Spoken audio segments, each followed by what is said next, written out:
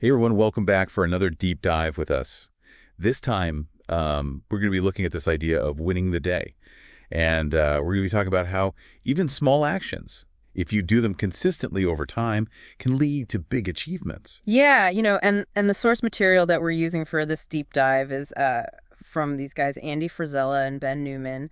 And they had a podcast episode called Win the Day, and we're going to kind of go deep on that and really try to pull out all the good stuff that we can apply to our own lives. Yeah, one of the things that really struck me was just right out the gate, they start talking about mindset. They basically say that a lot of people don't achieve their potential because they don't believe in themselves. Right, and they don't really, I feel like a lot of people say that, but they don't give you the how-tos. And these guys really go in depth about, okay, how do you build belief? How do you get to a point where you really start to believe you can achieve these things? Well, and they back it up with like their personal stories too. Like Andy talks about how he weighed 335 pounds. And he's like, I didn't even believe I could get in shape, you know? Right. But then he kept working at it consistently every day. Mhm. And he ended up losing a significant amount of weight. And not only did he lose the weight, but now he like feels this incredible confidence. Yeah, it's the work precedes the belief.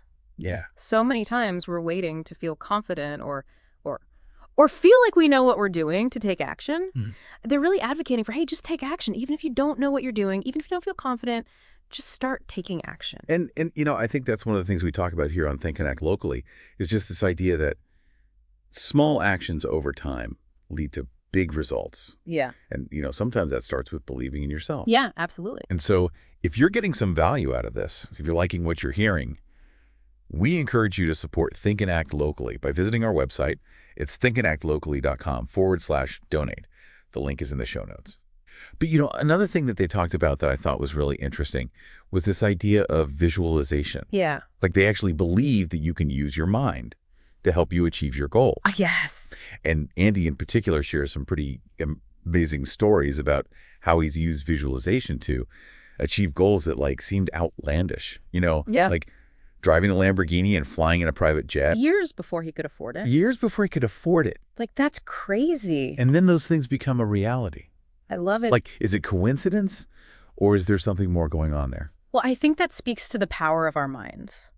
That if we fixate on something so much, not just thinking about it, but actually feeling it. He talks about feeling the leather seats of a Lamborghini, feeling the wind in his hair as he's driving, visualizing stepping onto the private jet. He's not just seeing it, he's like feeling it. Yeah. Like he's having the whole experience in his mind. And that's the difference. That's the real secret to it. It's like you really got to get into it. And Ben talks about this too. He's like, I used to visualize myself as a performance coach for all these top athletes. Years before it happened. Years before it happened. And now he's doing it. And now he's doing it. It's crazy. So I think that's a good lesson for all of us to think about, like, what are we visualizing? What are we focusing our energy on? Absolutely. Because it seems like it really can shape your reality.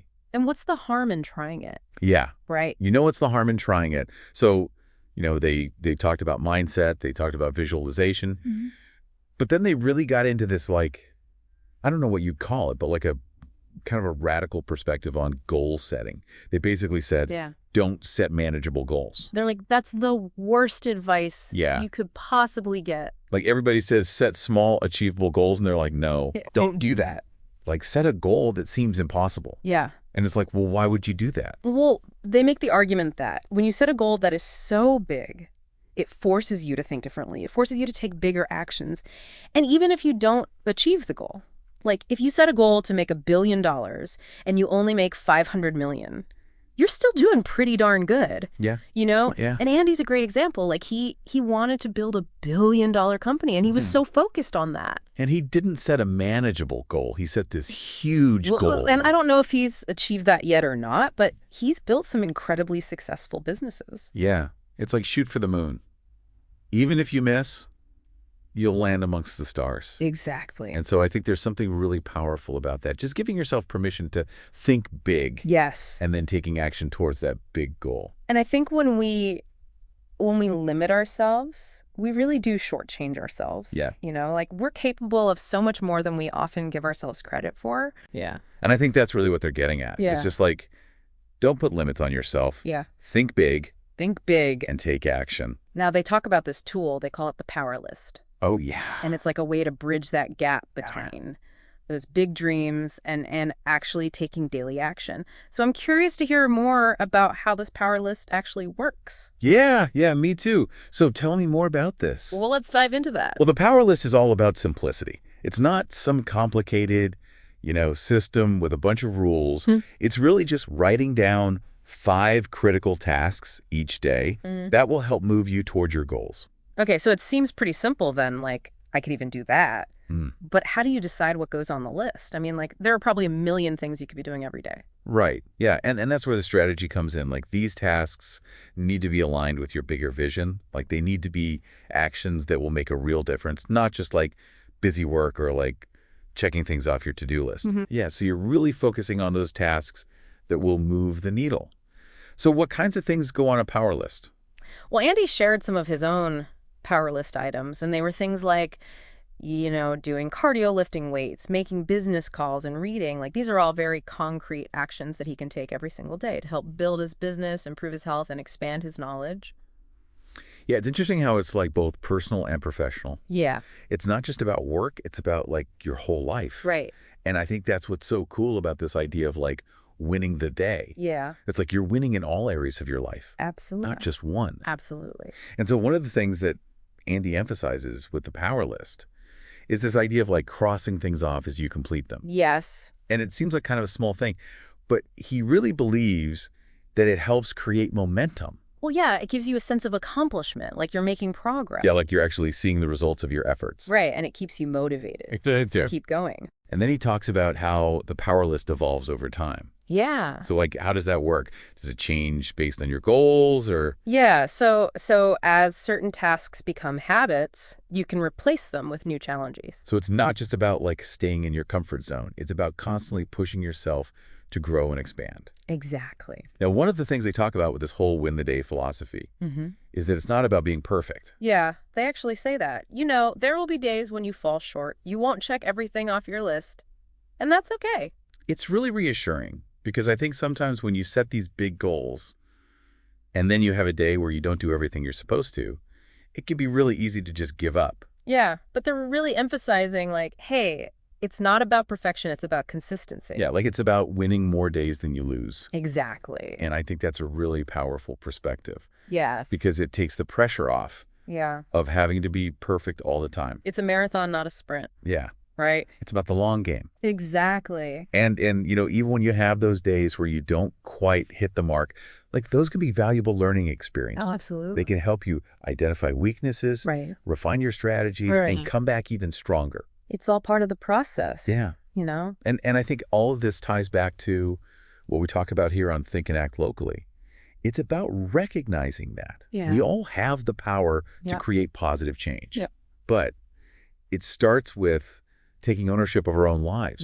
Making those small, consistent efforts. Yes. And building momentum. And I think it's contagious.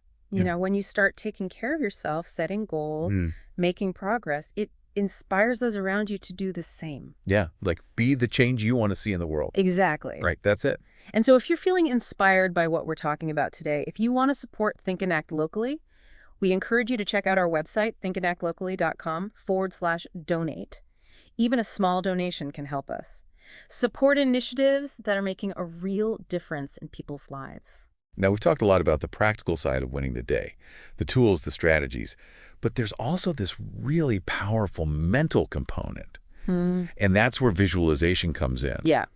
And we touched on this a little bit earlier, but I think it deserves a deeper dive. Oh, for sure. Because both Andy and Ben have these incredible stories about how they've used visualization to manifest their goals.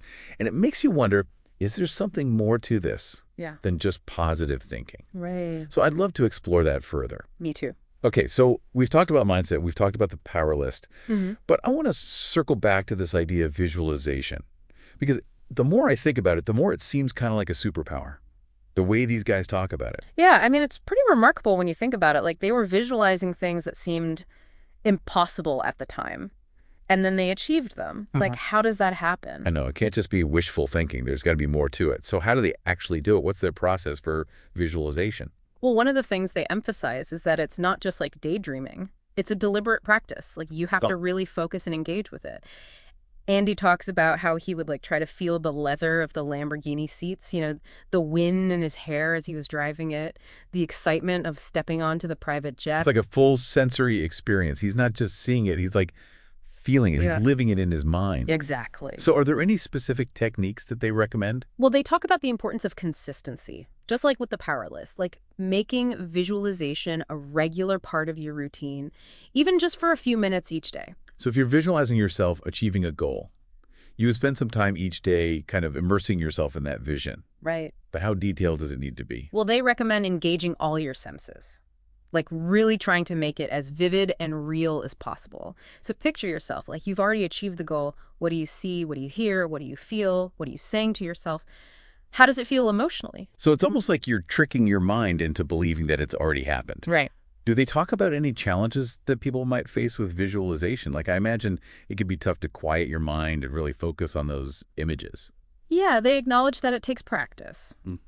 Especially at first, like our minds tend to wander, doubts can creep in, but they encourage people to just stick with it. Even if it feels awkward or difficult in the beginning, the more you practice, the easier it becomes. So it's like anything else. It's a skill you can develop. Exactly. But how does this actually work? Like how does visualization translate into real-world results? Well, they believe that consistent visualization can actually start to shift your thoughts, your beliefs, and even your actions. Like you start to attract opportunities and make choices that are aligned with the vision that you've created in your mind. It's almost like you're setting an intention, and then your subconscious mind starts working on it. In the background, Right. it sounds kind of woo-woo, Yeah. but their stories are pretty compelling. I know, right? Like there's something going on here. So I think it's worth exploring. Yeah. Even if you're skeptical, like what do you have to lose? Right. Give it a try, Yeah, and you might be surprised by the results. exactly. And this all ties back to what we talk about here on Think and Act Locally. It's about believing in yourself and your ability to create positive change. Yes. And if you're feeling inspired by what we've talked about today, if you want to support our mission, you can visit our website at thinkandactlocally.com/donate. Your support helps us empower individuals and communities to make a difference in the world. Absolutely. Well, we've covered a lot of ground today. Mindset goal setting, the power list visualization. I hope you found some value in this deep dive. Me too. And remember, it's not about being perfect. It's about taking those small, consistent actions, believing in yourself, and never giving up on your dream. It's about winning the day one day at a time. Exactly. Thanks for joining us, and we'll see you next time for another deep dive.